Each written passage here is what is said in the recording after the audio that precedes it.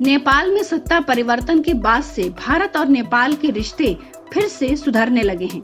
नेपाल ने प्रधानमंत्री नरेंद्र मोदी के खिलाफ प्रदर्शन करने वालों को सख्त चेतावनी दी। नेपाल सरकार ने अपने नागरिकों से कहा कि मित्र देशों के सम्मान को नुकसान पहुंचाने वाला कोई भी निंदनीय और अपमानजनक काम न करे। दरअसल नेपाल में कुछ लोगों ने भारत के खिलाफ प्रदर्शन करते हुए प्रधानमंत्री नरेंद्र मोदी का पुतला जलाया था, जिसके बाद स्थानीय सरकार ने चेतावनी जारी की है। नेपाल की शेर बहादुर देउबा सरकार ने साफ कर दिया है कि किसी भी विरोध प्रदर्शन के दौरान भारत के प्रधानमंत्री नरेंद्र मोदी का पुतला जलाया गया या भारत के सम्मान के खिलाफ नारेबाजी हुई तो सख्त कार्रवाई की जाएगी। अपने एक बयान में साफ तौर से कहा कि नेपाल सरकार अपने सभी पड़ोसियों के साथ करीबी और मजबूत रिश्ता चाहती है और अगर कहीं मतभेद या विवाद होते हैं तो उन्हें डिप्लोमेटिक लेवल पर बातचीत के जरिए सुलझाया जाएगा। नेपाल सरकार ने यह चेतावनी देश के प्रदर्शन के दौरान कुछ लोगों की ओर से प्रधानमंत्री नरेंद्र मोदी का पुतला जलाए जाने की घटना के बाद दी।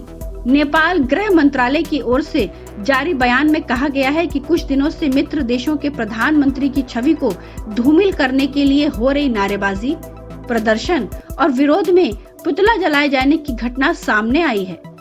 गृह मंत्रालय की ओर से नेता का नाम न बताते हुए इस पर आपत्ति जताई गई है। नेपाल सरकार का यह सख्त बयान सत्तारूढ़ गठबंधन और विपक्षी दलों से जुड़े कुछ छात्र और युवा संगठनों की ओर से जुलाई में भारत से लगती सीमा पर महाकाली नदी पार करते हुए नेपाली युवक के डूबने की घटना के विरोध में प्रधानमंत्री नरेंद्र मोदी का पुतला जलाए जाने के बाद आया है।